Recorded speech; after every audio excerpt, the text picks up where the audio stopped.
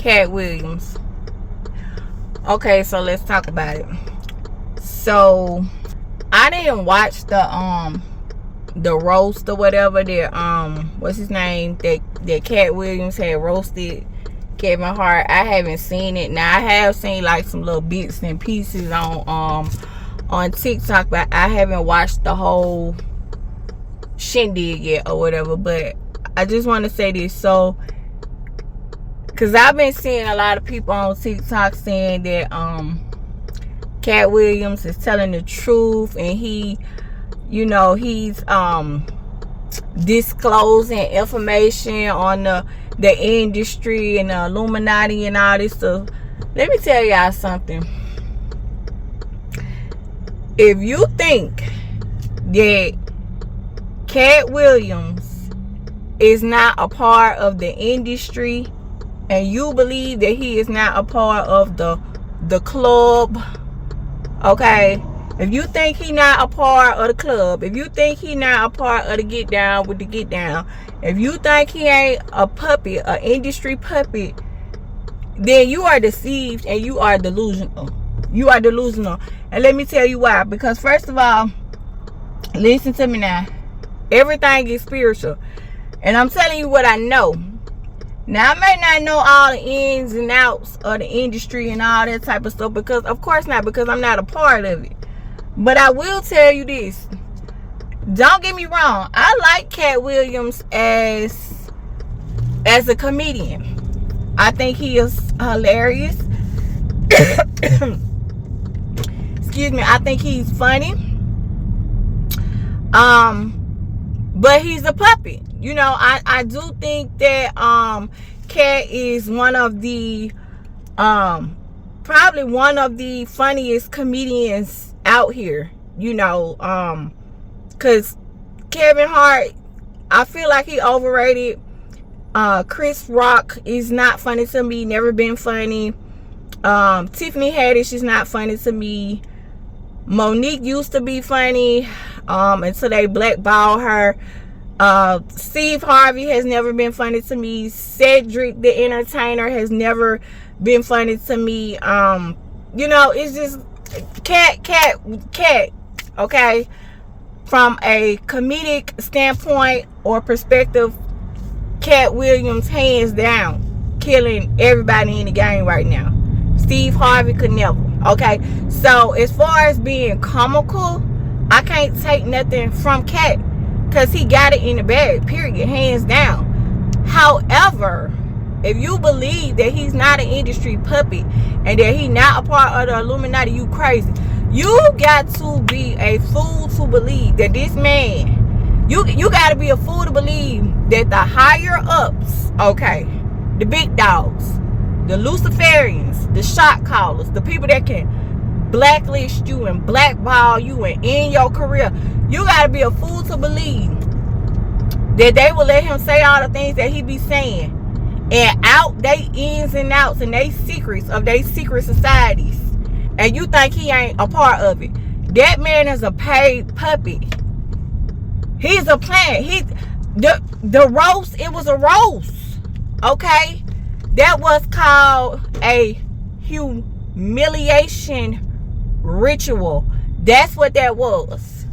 You see, when you're a part of the club, when you're a part of the industry, they do these rituals, okay, where they will humiliate you as a way to silence you, as a way to control you, and as a way to make sure that you stay in line and that you don't speak out and that you don't disclose any information within the industry or within your contract or whatever.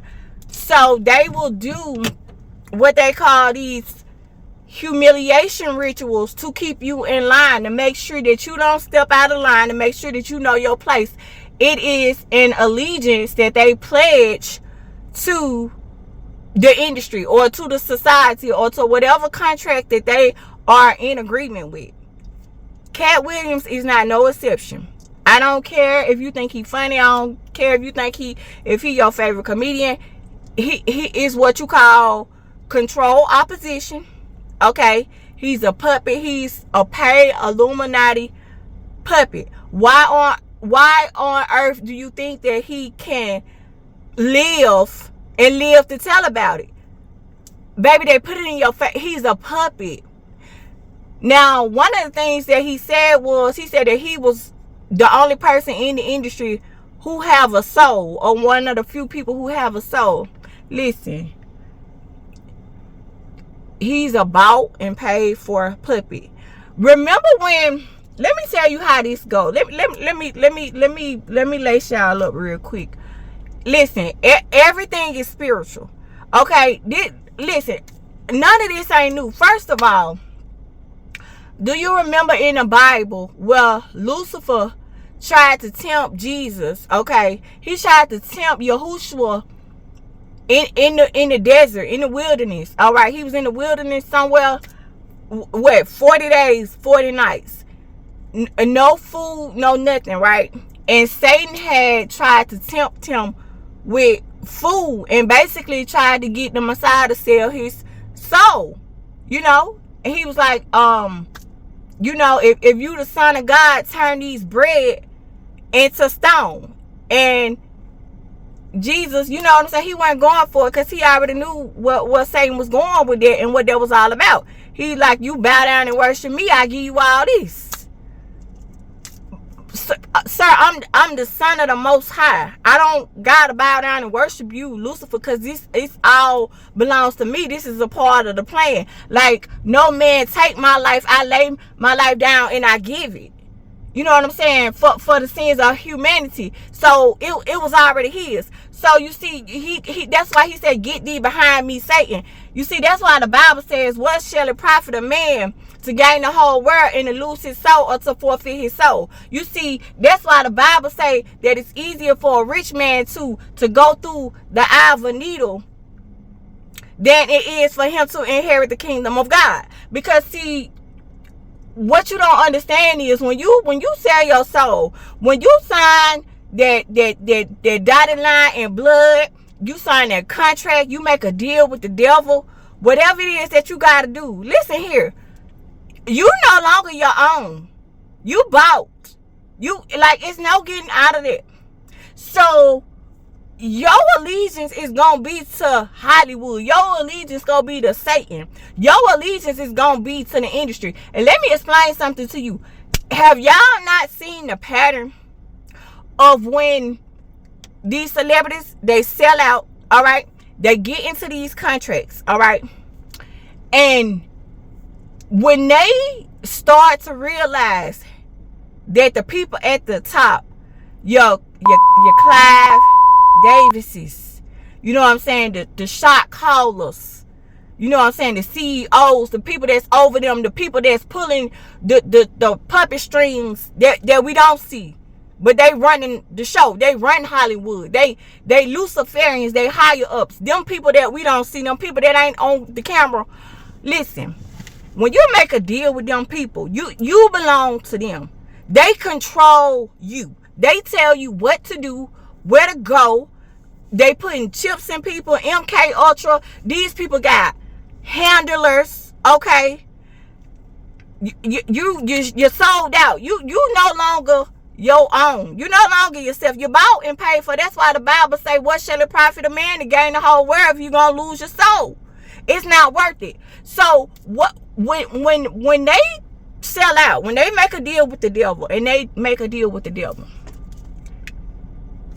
you gonna, after you pledge your allegiance, you gonna stay in compliance. Because if you don't, they're gonna blackball you, they're gonna blacklist you, or they're gonna ruin your career. How slow are y'all? Have y'all not seen the patterns? Let me prove my point in case. Monique, when she stepped out of line, what did they do? They blackballed her. She couldn't get no gigs, no jobs, no nothing. Hollywood completely threw her away. She was trash. They wrote her off. They blackballed her. She wasn't making no money. They completely throw Monique away. Finish. Bonito. Finish. Roseanne Barr, throw her away. She another one that sold out. So many, the list goes on. Martin Lawrence, do you remember that time? And I know y'all remember. Do you remember that time that Martin Lawrence was running in Hollywood somewhere, running down the street, and he was saying, they trying to kill me, they trying to kill me, they trying to kill me. Why do you think, listen to me, people, remember the show Martin had his own show, right? Remember I don't know if it was a humiliation ritual, it could have been, but remember where Tisha Campbell and Martin had been working for years. It had never been a problem. Whatever happened between Tisha Campbell and Martin Lawrence and Tisha's husband, then, I can't remember his name, but whatever happened with that, remember Tisha had accused Martin of sexual misconduct or whatever with that situation, and remember he was in hot water for that or whatever. It stained his reputation or whatever. Remember that happened. That could have been a humiliation ritual. Okay, it very well could have been. Remember when he was running down the street and he was saying, they trying to kill me, they trying to kill me. Could have been a humiliation ritual. I believe he was really telling the truth, and I believe he had stepped out of line, and I believe that they was really trying to his ass. Okay, who else? It's so many to name. Remember, who was there? Michael Jackson. Okay, remember what happened to him? The child rape allegations. Remember that? Remember how they said he was crazy? Remember they was calling him Wacko Jacko? Remember they said he was a pedo? And remember they said how he was with them little boys and stuff and never ever land. Remember that? Wacko Jacko. Remember it was plastered all over the newspapers, all over the news. They said he was crazy. He was Wacko Jacko. They said he was a pedo. You know what? Okay. Remember Tupac? Remember how he had them allegations, them sexual misconduct allegations against him? Remember that? Kobe Bryant, remember? Tiger Woods, remember? Come on, y'all not seeing the patterns. You not seeing that after you sell your soul and you make a deal with the devil, that the devil have deceived you, and once you realize, oh, I done effed up, it's too late. And the only way to get back into them is to go through a humiliation ritual, or you gotta get back in allegiance with them. All right, you gotta get back in compliance. You gotta prove to them that you gonna stay in compliance, and you not gonna out the secrets. And you know what I'm saying? Like, man, come on. Listen.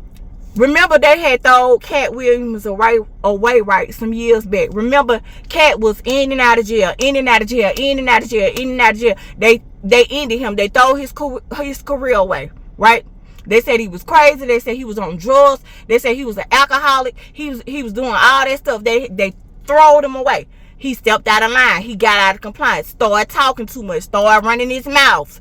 He couldn't be trusted. So they rolled him off. They said he was crazy. He was in and out of jail. Throwed him away, right? Because if they don't kill you, then they gonna ruin your career that they gave you.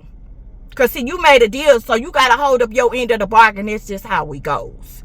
And so when he stepped out of line, when he stepped out of compliance, when he started running his mouth and started talking too much and telling all the secrets of the secret society, they throwed his ass away. Locked him up, in and out of jail. You crazy. You broke. No money for you. We ain't writing you no more checks. We can't trust you. But then, guess what? He had to get on his knees.